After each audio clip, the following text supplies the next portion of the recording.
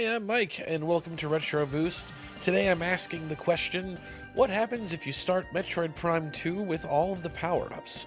I asked this question before of the first Metroid Prime, and I explored the first chunk of the game with all power-ups in the repertoire, and there were some oddities to it, but largely it wasn't that crazy, I guess. Like, the weirdest parts of that was how the suits behaved.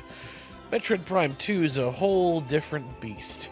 Things are gonna get pretty nuts with this one, because when we start this game with all the power-ups, we get soft locks, we got crazy stuff going on with enemies, behavior, we got rooms with multiple simultaneous states of existence going on at the same time. It's going to get really crazy. So join me as I ask and see what happens if we start Metroid Prime 2 with all of the power-ups. Now, first some qualifiers and background information.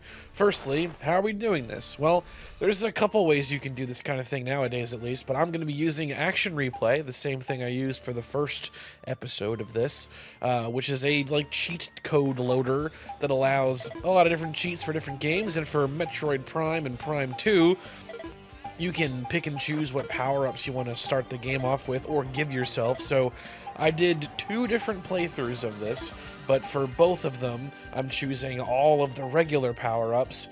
One playthrough I chose to have all the energy tanks and missiles, one that I didn't. But we're starting the game off with as many power-ups as these cheat codes will allow us to do. There are some that you can't start with, some of the beam combos, for example. But for the most part, we have all the core stuff, the space jump, power bombs, missiles, super missile, screw attack, grapple beam, etc. So starting the game off with that. For capture, I'm also using the Insurrection Industries CARBY HDMI adapter. Great device if you're a GameCube enthusiast. It is a HDMI converter / scaler, outputs 480p if the game allows that mode, which pretty much all Nintendo's first-party stuff does.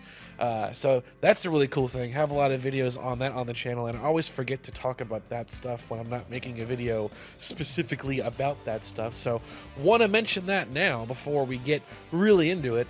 But now, let's start off with kind of going over what Metroid Prime 2 normally looks like.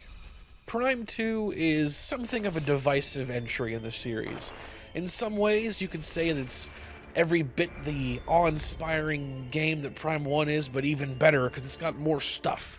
Or you could say it's an inferior sequel because of its high difficulty and somewhat repetitive nature in having a light world and a dark world, the dark world of which is a mirror of the light world. So is it twice as much to explore, or is it 1.5 times as much to explore? It's a divisive entry, that's why I say that.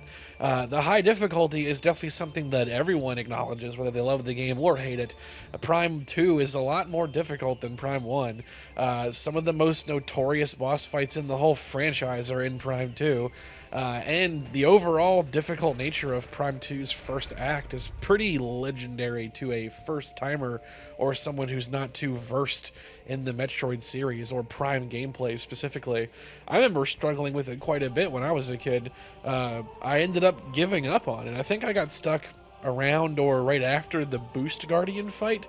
I'm not sure if I beat that or not when I was really young, but then I came back to it years later with a Metroid Nintendo Power Metroid Prime 2 player's guide at my side and got through the game and beat it.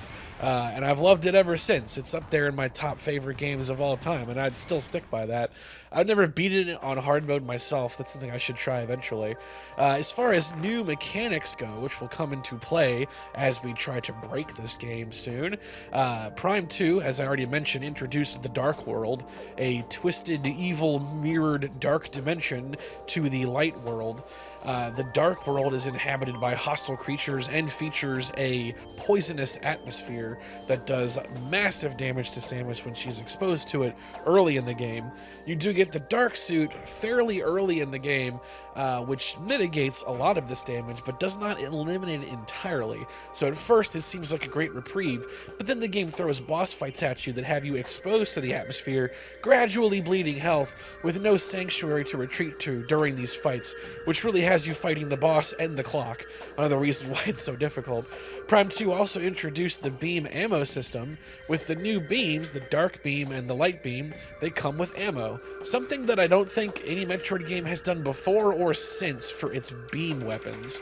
Typically, Samus has ammo counts for her missiles and power bombs and the such like that, but never the primary beam weapons. Those are always like a sort of backup in the presence of things like super missiles that are like your main source of dealing damage to bosses, in most Metroid games at least. Depends on the title. And then lastly, as a way to fight against speedrunning / sequence breaking, the translator doors are the other new component to this game. The translator doors block off access to certain paths, which would prevent sequence breaking like what I'm about to try from working out of the get-go. When you start Prime 1 off with all the power-ups, you could just go anywhere. There's like nothing stopping you from exploring from the offset from where you are, you start that game. With Prime 2, that's a different case. The translator doors block your access to a lot of places, whether or not you have the power-ups to explore those places properly. So, another new thing. And translator doors didn't continue on. That's a unique feature to this game. It's part of the world, basically. Prime 3 is a far more linear game by comparison, so it didn't really need a catch-all like that to sequence breaking your speedruns. Now that we got the basics established, though, let's answer our question of what happens if we start Metroid Prime 2 off with all of the power-ups. As the game begins and Samus's ship crashes into the landing site, when she emerges, I kind of get what I expected to see. We have the various suit as the game normally begins, but functionally we do have the light suit. This is a lot like what happened when I did this with Prime 1, where it was visually the power suit or various suit, but functionally the gravity suit / phazon suit. So it's a matter of the game's like flag system being confused. It knows what order you're supposed to get these suits, I guess, so we can trick it to an extent, but it doesn't give us the visual of the light suit until after defeating Amorbus and collecting the dark suit power-up. At that point, much like with Flagra in the first Metroid Prime, things snap back to normal status. But going back to the opening, we got the various suit visually, but everything else functionally. However, the beam systems are far more broken than the suit system is. We have all the beams, but it would seem that the light beam is empty, whilst the dark beam has ammo. Although, I don't know what that ammo is, because the ammo count is broken.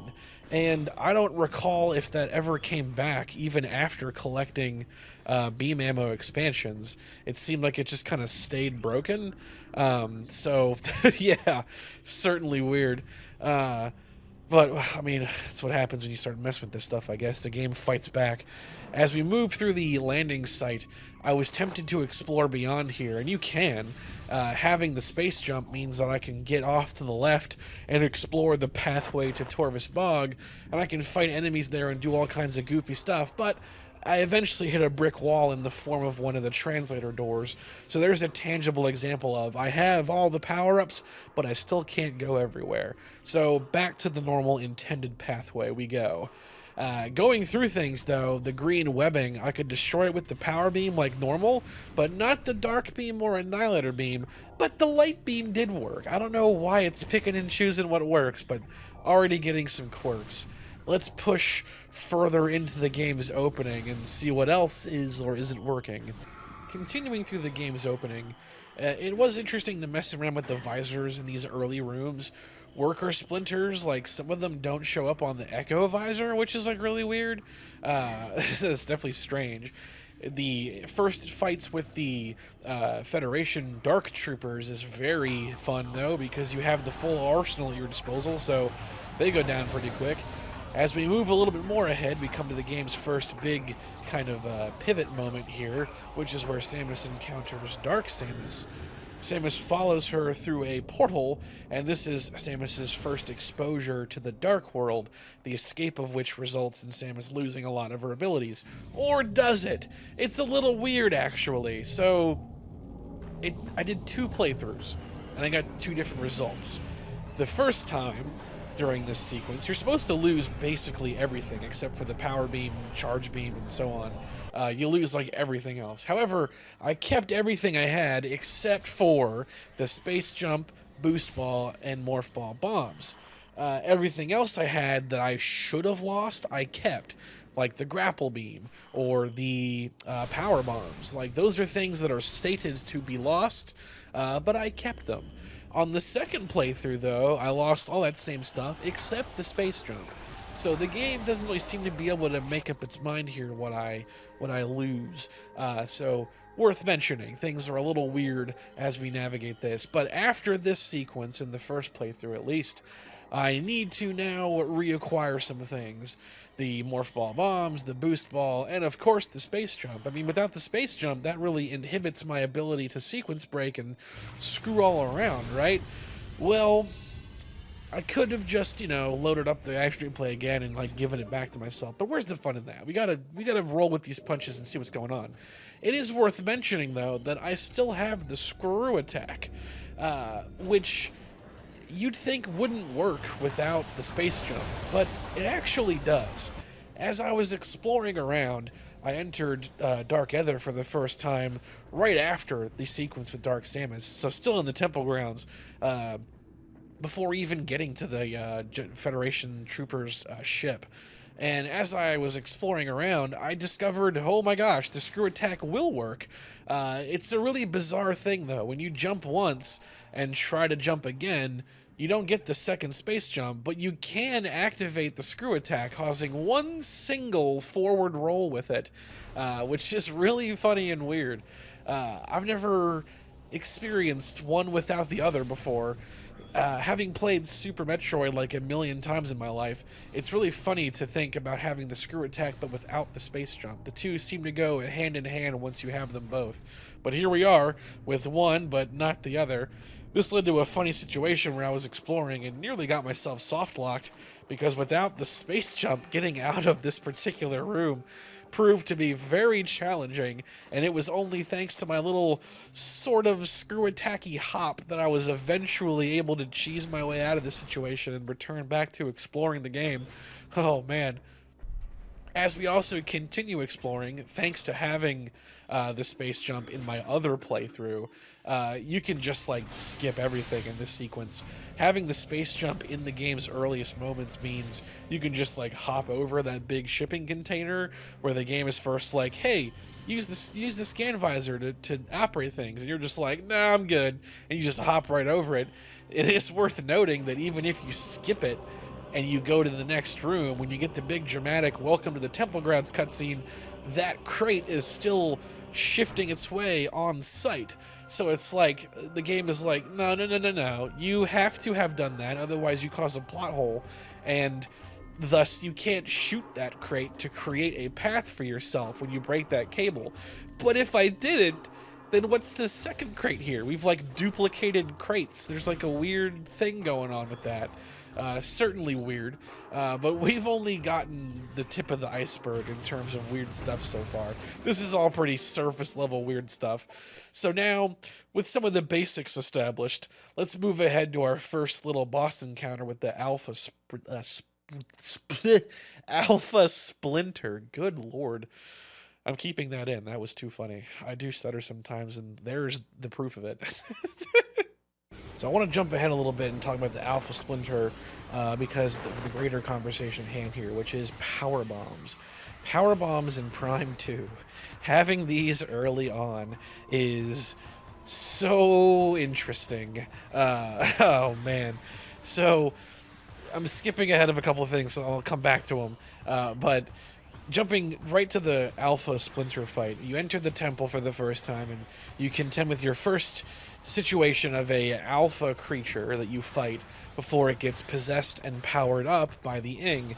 Well, it would be powered up if I didn't incinerate it instantly with the power bomb.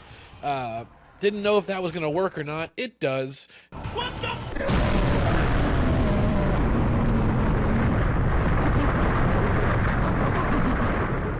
You can just power bomb immediately, and there goes the Alpha Splinter. And what a death it is. I mean, it's hard not to feel bad when you see that, right? feel guilty about that. The Ing cloud comes to possess its target, only to realize there is no target, and then it goes home. And the end. The game is over. Without the Dark Splinter being defeated, the game doesn't advance, and you're just stuck here. So, oops. Had to try that again. This time, just dealing damage to the Alpha Splinter like normal. A super missile instantly takes the fight into its next phase. Then I used a power bomb on the Dark Alpha Splinter, and hey, that also instantly worked. So power bombs are like your easy button at this point in the game, because mind you, these are enemies you're facing that you would never face with power bombs in your inventory. Like, you don't get power bombs in Prime 2 until you're a good ways into the game's final new area, the Sanctuary Fortress. You get them toward like the halfway point of exploring that area. So like, you wouldn't have that facing enemies like the Alpha Splinter. It's impressive that it even works at all, but really funny that it works as an instant kill. And you can tell that the game for the Alpha Splinter is kind of like, something's wrong. You're doing something bad, because like his twitchy, horrible, sinking death that he has when it fires off. To back it up to the landing site, I figured it might work on the regular sprint. Oh God, I can't even say it right. Sprinters. Splinters. No, I just confidently said it wrong. Splinters. I knew that was going to work against the regular Dark Splinters. Jeez. Because I already had. You have a little miniature boss encounter with Dark Splinters at the landing site of the Federation ship. I powerbombed them, and that makes sense because you can encounter them later on in the game when you would already have power bombs. They show up as like kind of regular enemies in certain rooms. I never would have thought that the Alpha Splinter, though, would fall prey to that. It's really funny that he did. And a lot of characters and bosses will fall prey to the power bombs over this playthrough. It's pretty funny. But you got to be mindful. You don't want to KO the alpha version that comes before the dark version of a boss fight. Otherwise, you'll softlock the game. So, points to success there. Alright, now with that out of there, with power bombs kind of established as our fun toy to try out and everything, let's keep moving forward. After defeating the Dark Alpha Splinter, we can now open up Violet Translator doors, which finally lets us explore things outside of the temple grounds. Couldn't get to Torvus earlier because of the limitation with the translator doors, but now we're going to Agon Wastes. With all of our stuff, this really creates some interesting possibilities, because normally exploring Agon Wastes means going to the Bomb Guardian first, updating our translator module again, and then entering the Dark World kind of for the first real time to explore it. But we don't have to do any of that. Now, I needed to get the Bomb Guardian defeated because I needed Morph Ball bombs, but I don't have to enter the Dark World for the first time the normal way. Already having the space jump for my playthrough, where I had that already at least, we can just skip all that and go right to the Space Pirate base, which means we're entering the Dark World for the first time through the portal there, which is going to create some really interesting consequences in multiple ways. But first, the Bomb Guardian. That fight is very much like the Dark Alpha Splinter, where you got to be careful not to instantly incinerate the regular Bomb Guardian. However, free game on the Dark Bomb Guardian. Power bombs or a well-placed super missile will instantly end that fight. So again, another enemy where you wouldn't normally have the power bomb, yet the power bomb works, and it works hella good. So that's good. Let's now go to the Space Pirate base. This encounter has you charging up on them right after they just got wrecked by Dark Samus, which is why the area is all destroyed prior to your arrival. You fight multiple waves of pirate troopers, which climaxes with them trying to use these big turrets. If you have the space jump and screw attack, you can actually get up to these turrets, which you do use them later in the game to access a beam ammo expansion. but not normally during this first fight, and the game seems to know that, because even though I got up there and tried to use them, they didn't work. They didn't activate when I stepped into the hologram, which is a bummer, but alas. Another really weird thing we can do is, since we already have the dark beam, we don't have to enter the pirate base under the floor.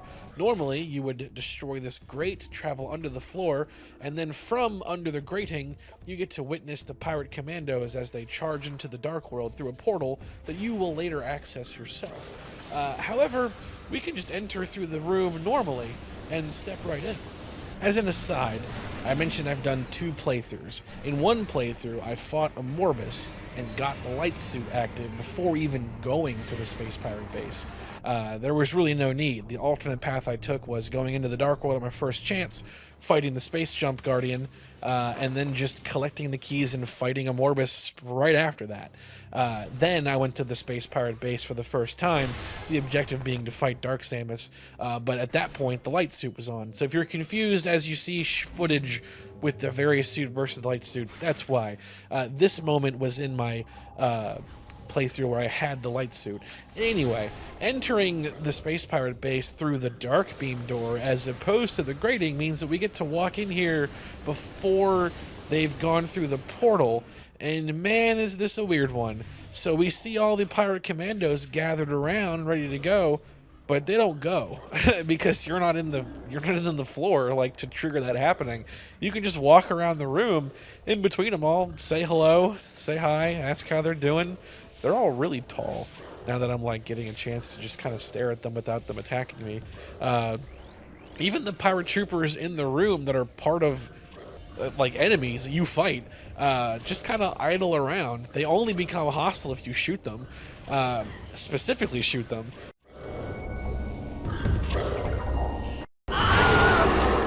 I screw attacked into one and killed him. It took 2 hits. He didn't become hostile after the first hit, though. Interesting. So the game really confused here. But these commandos, they don't go through that portal, like, as long as you're standing here. They only do it if you go through the room the way you're supposed to. As we navigate out of it and see Dark Samus for the first time, she crashes in through the ceiling and then retreats behind to go feed on Phazon. In between you and her are these security gates that have light crystals on them. Even if I have the dark beam and shoot them, they don't open though. So it's like a one-way thing, even though they should open. I guess the game is just like, no, we thought a little bit ahead. You're breaking things and you're doing weird stuff, but not everything is gonna break. Funny thing happens though too, where if I scan the door to unlock the security door, the room never went hostile because I went in and glitched it all. So the cutscene that shows the door open just kind of shows little sparks on the ground and then nothing else. It's just really weird that the game is like, hold it together, man. Like, it's impressive it didn't crash with all of this different stuff like happening. Jeez. So that's what happens if you go in the pirate base like the normal way, without first going through the floor like you're supposed to. To back things up though, I want to go a little backwards because I jumped ahead to talk about this since I was talking about approaching the base. But as I mentioned, 2 different playthroughs, and in both of them I just did the area totally out of the ordinary. So rewinding it some, let's go back into the dark world and see what happens if you enter that and skip the normal pathway that you normally would in doing so. Rewinding things backward a bit, in my first playthrough, when I entered the Dark World for the first time, the normal way that you do, you would go on a pathway that takes you to the Jump Guardian, fight him, get the space jump back. So I did that way.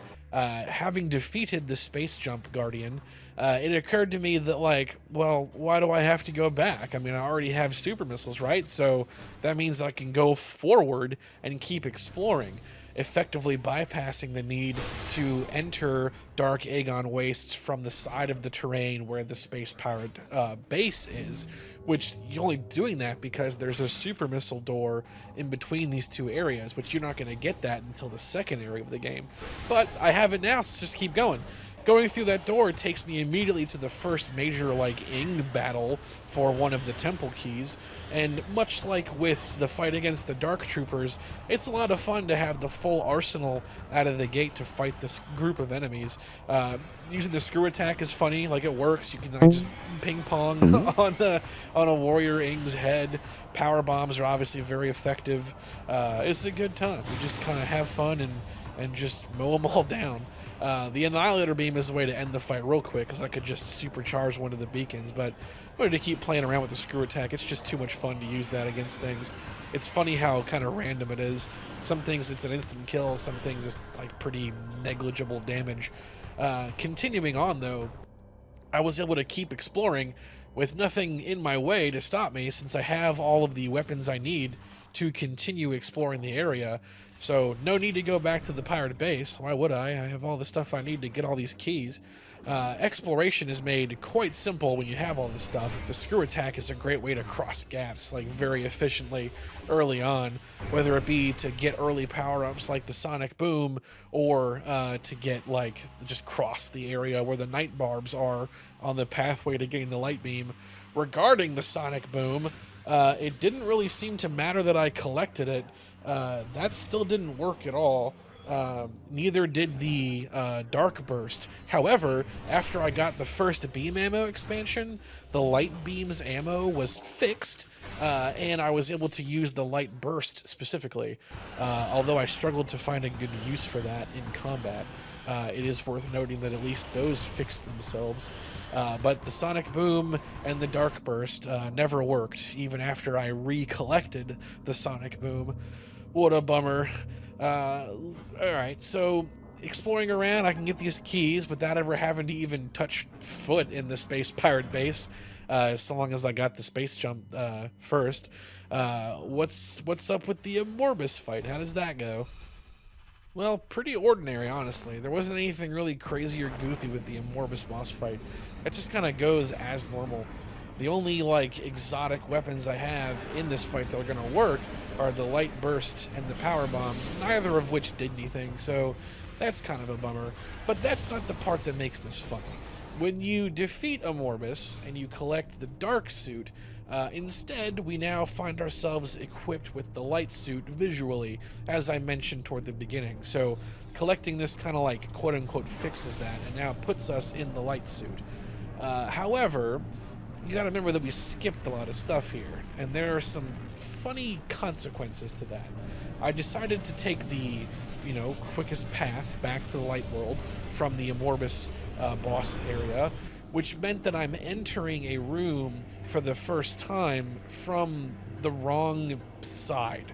It's a room that you unlock the first portal with after solving a simple puzzle with the morph ball bombs. Normally you would enter the Dark World for the first time here, and then come back the same way. But we're coming into this room for the first time from the opposite direction. So two things happen. Number one, when we're in the Dark World coming home, when we enter this room for the first time, Samus teleports across the room from where we entered all the way to the other side where the portal is, and then it plays the cinematic for when Samus first enters the room. That's interesting. However, we have the light suit on, but in the specific moment where Samus reaches forward to, like, touch the area outside the portal, her hand is the Varia suit. Only for that one shot, though, and the rest is the light suit. So it's like the game's not really sure what we have or are supposed to have. It's pretty funny. So that was weird. Also, when we come back through to the light world, the room we find ourselves in is in, like, a state of flux. When you first enter this room, you have a battle with space pirates, and then when you come back from that point forward, there are war wasps in there. However, there are both, because we haven't fought the pirates yet. So the pirates are here, but the war wasps are also here at the same time. I can't think of any encounter in any of the Prime games where you fight space pirates and these wasps like this at the same time. It's pretty goofy. It's a lot happening, and once again, I must say, I am really impressed that the game did not crash.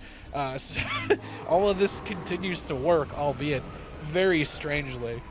I saved the Dark Samus for the end. I actually did it last too. I went through the whole first chunk of the area, fought a Morbus, completed everything before even going into the Space Pirate base proper, thanks to what I was able to do sequence breaking wise.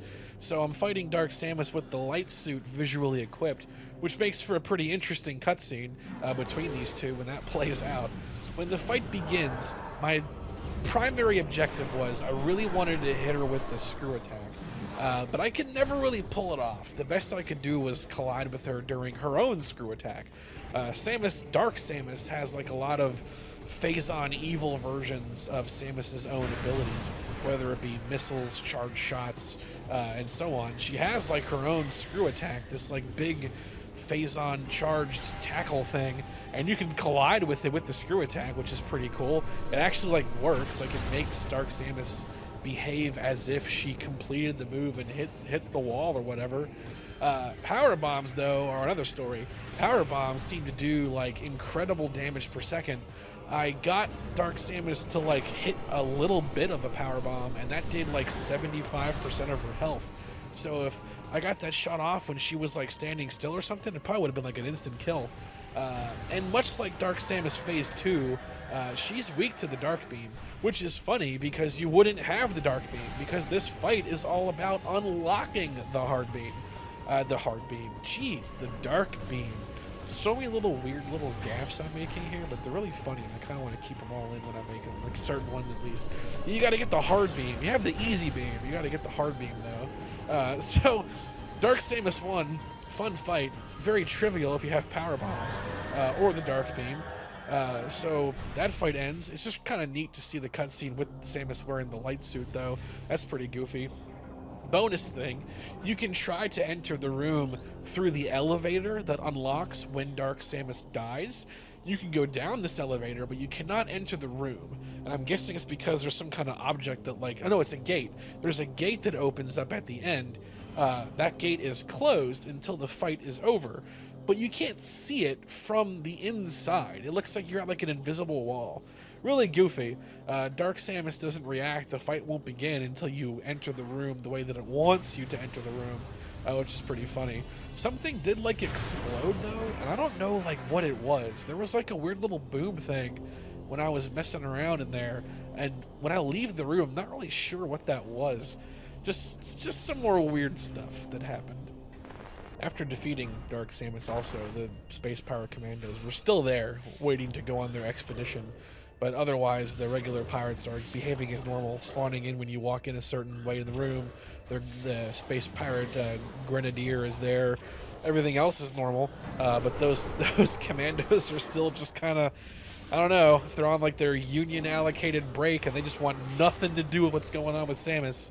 I suppose that's fine. You can't even like leave through the floor if you try. I tried that too. The little grate is like invincible from the outside, it would seem. Really bizarre situation. I decided to see what would happen if I went in the room the right way, even though I've already torn through there a couple times, to the point that the flag has progressed to putting those like grenadiers in there, and it works. I had a moment of suspense where I was like, oh, what's going to happen? And they do go through. So you can fix it by going in through the floor, and then that grate is mysteriously gone. See, there was no grate. It was all an illusion. It's so weird what's happening here. Like, why was it there? There was a grate on the floor for some reason.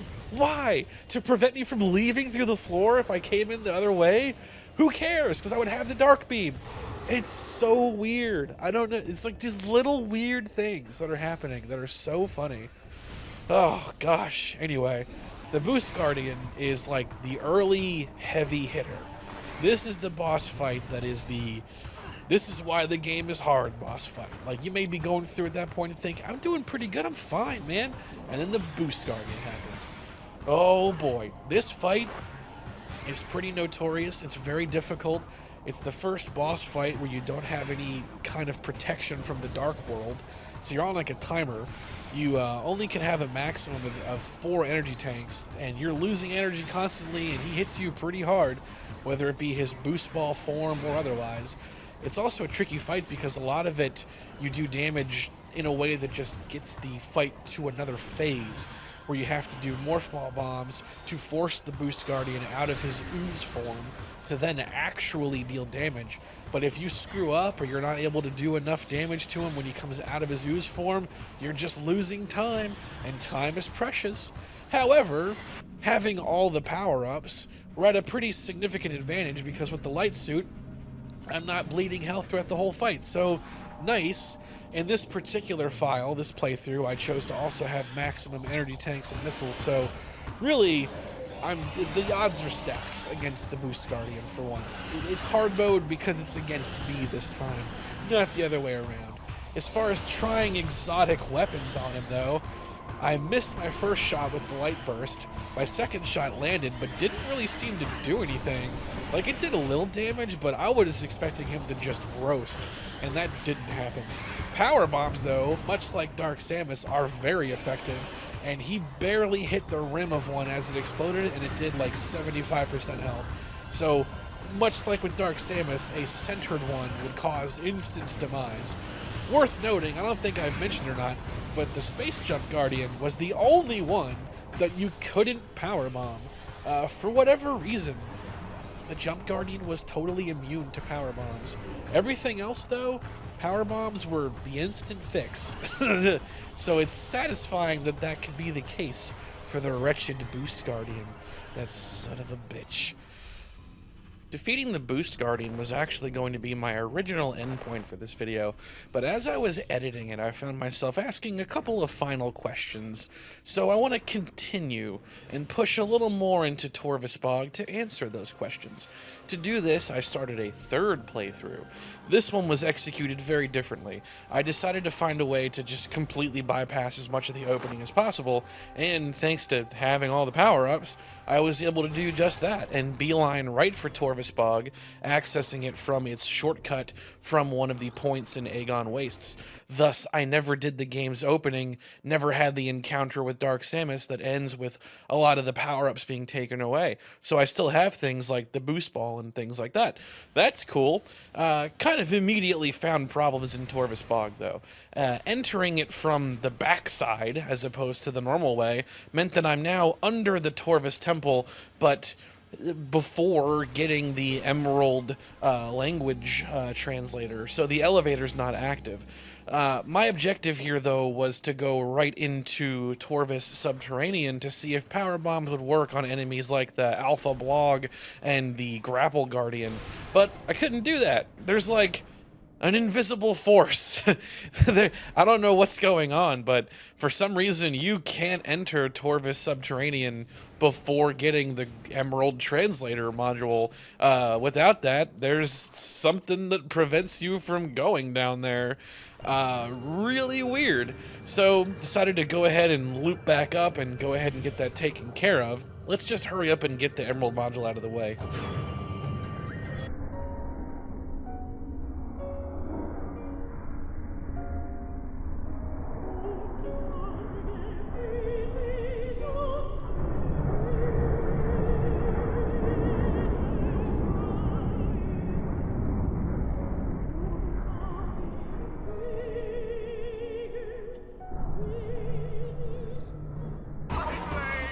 Wow, that was very ill-timed. I cannot believe that that happened. There's a lot to unpack there. I mean, firstly, wow, they are very dead. Secondly, it's kind of incredible that the screw attack would even work on one of those pirate skiffs. There's never a point in the game where you encounter a pirate skiff and have the screw attack, so why would it work? You barely have a chance to destroy them through regular means the few times you do see them. That's incredible. I'm amazed that that worked, that I didn't just go through it and phase through it or bounce off it or whatever. Those pirates are super dead. They were. I'm feeling real bad a couple times during all this stuff, but that one was really bad. I feel bad. Oh my gosh. Well, mission accomplished. Super missile reacquired and Emerald Translator module along with it. So now we can push into Torvus Subterranean. Having the gravity boost already equipped makes this quite the quick affair, because you can just float around the main room and scan the locks, as opposed to having to traverse the entire area and approach them from their intended angles. I'm surprised that that worked too, and not that those locks would be dependent on you exiting the door in front of each one. That you can just float around and scan them is pretty interesting. That brings us to the Alpha Bog.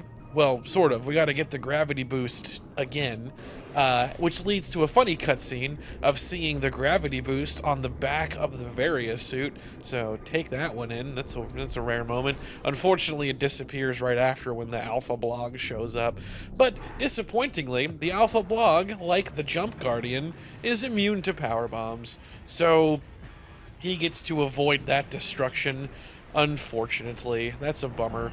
Additionally, I pushed further ahead and went to the Grapple Guardian. The Grapple Guardian is also immune to power bombs. Bummer. Those are some of the last bosses prior to getting the power bombs. Only one remains, the Spider Guardian. That's like the Boost Guardian. The Spider Guardian's awful, and I'm really hoping that we can cut this one short with power bombs. Before that, let's talk a little bit about punching into Sanctuary Fortress through the wrong way. Much like with Torvus Bog, I can enter Sanctuary Fortress through a rear access as opposed to going the regular way that you're intended to, which is very convenient. It's pretty easy to navigate all this stuff with the screw attack and things like that, getting to the access point in Torvus Subterranean. Very simple affair. Getting to Sanctuary Fortress from this side didn't really create any specific quirks other than just needing multiple power bombs. But otherwise, there we go. We enter the room where the caretaker drone is. I'm not going to bother with any of that nonsense, though. We're going right for the Spider Guardian. Navigating the Sanctuary Fortress, though, is kind of interesting. Since we already have all the power-ups, we have the Spider Ball, so there's no reason to make an excursion to the Dark World to get around this wall that has the spider rails on them. We could just go right through, like you normally would post-defeating the Spider Guardian. But that kind of created a weird situation where we've entered a room that's intended to have a puzzle solved in it in the Dark World. So, well, I can enter the Dark World, but kind of get screwed because there's a door that you're supposed to open there, and in my attempts to see if I could get through it, ended up stuck, crushed in the air, suspended by defeat. So, gotta be careful with all that. There is like an intended way that these rooms are meant to be navigated after all, so there's some trouble there brewing. It's also worth noting that my attempts to backtrack through this area backfired spectacularly because the spider ball just decides to not work. There are 2 instances where the spider ball just didn't work for some reason, and this room is one of them. The other we'll talk about. But I kind of got stuck here and couldn't go backward because of all this. So this was the soft lock backtrack path that I couldn't do anything about. All we can do is press forward. So let's go forward to the Spider Guardian. Very easy to get to, having already acquired the screw attack. No need for grapple points here. Wow. Getting to the Spider Guardian, this boss, like the Boost Guardian, was like the bane of my childhood. I think I got stuck on the Spider Guardian worse than the Boost Guardian. I'm trying to think about it, but we've got power bombs. So the fight begins, and then, oh baby, does it end. In more ways than one. So, unlike with the other recent bosses, the power bomb does annihilate the Spider Guardian instantly, but we have a problem. This is one of like the 2 really atypical boss fights in this game, where it's not so much about fighting the boss as it is fighting the environment that the boss exists within. The Power Bomb Guardian is the other example of this. So by incinerating the Spider Guardian, the Spider Guardian's not alive to crash into these power pylons, which A, deals him damage, and B, provides you a path to continue navigating the environment. That includes getting to where the spider ball power-up will spawn once the boss is finally defeated. That exit point is also blocked by one of those pylons. So, well, use the spider ball, right? Well, here's the other situation where it didn't work. For some reason, the spider ball just doesn't work in here. Even though I have it and used it at multiple points prior, it just gave up and became non-functional. It's like the Various suit wants to make the fight fair or something and activates a mode where it's like, this is honor mode. You're not supposed to have the spider ball here. You know this. So, the Spider Guardian continues to find a way to harm me, but I got him. I incinerated him, so we took each other out, I guess. And that brings us to the end of this experiment, because with the Spider Guardian, all that, I wouldn't say defeated, with that duel draw gained, that kind of marks the final point where now everything is kind of synced up. And I really I couldn't think of anything else that I could do that would be crazy as far as using different power-ups against bosses you shouldn't have or whatnot. That's kind of the final point where power bombs are going to stop incinerating everything. So that's definitely where this experiment comes to a close. But quite the experiment it was. Compared to Metroid Prime 1, Prime 2 can be brought to its knees by starting the game off with all the power-ups. Like, wow, we saw a couple different softlock instances, weird invisible walls, pirate commandos on strike, multiple enemy flag types in one room, a pirate encounter with the War Wasps. We saw the light suit behaving strangely in cutscenes where it would be replaced by the Various suit. There was a lot of weird stuff. It was a lot of fun to play around with this. And mess with it and just experiment and play around. I'm so glad that I decided to continue on and do the third set and push further into Torvus and Sanctuary, because originally, like I said, I intended to end it with the Boost Guardian. Definitely got some golden moments from continuing and doing that third little playthrough there. God, wild stuff. Thank you so much for watching. Really appreciate it. Had a lot of fun making this video. It's one of the more sophisticated ones that I've done, putting to use a lot of stuff that I've been learning in the recent past regarding camera shooting, camera settings, lighting, audio, editing. Like, it's a lot of stuff kind of coming together to make this one the way it is, and I'm very proud of it, very happy of it, and I hope you've enjoyed it. So thank you so much. I will see you on the next one at about the time this is going live. We're getting pretty close to December 25th, so Merry Christmas, Happy Holidays, Happy New Year, and I will see you next time.